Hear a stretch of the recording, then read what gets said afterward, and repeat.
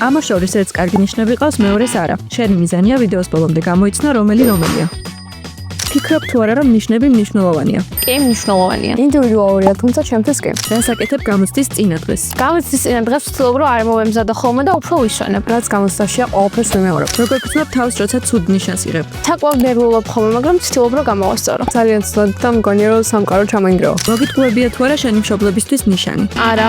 რა დროს უთმობ სახლში მეცადინეობას? დღეში ალბათ 3-4 საათს. გაჩია რამდენიმე სამეცადინე, შეიძლება მთელი დღეც. გადაგიწერია თუ არა შემაჯამებელზე? არა, მაგრამ მე ვაწარინებ ხოლმე. რა თქმა უნდა კი. როგორ გახასიათებენ მასწავლებლები? ხშირად ამბობენ რომ ხიარული ვარ, მაგრამ პასუხისმგებლიანიც. ალბათ ზარმაცი, მაგრამ მჭიერი. რა დრო გაქვს გატარებული დირექტორის კაბინეტში? სხვათა შორის საკმაოდ დრო. თითქმის საერთოდ არ მაქვს გატარებული. ახლა უნდა გამოიცნო რომელს ყავს კარგი ნიშნები. შენი პასუხი მონიშნა ეკრანზე.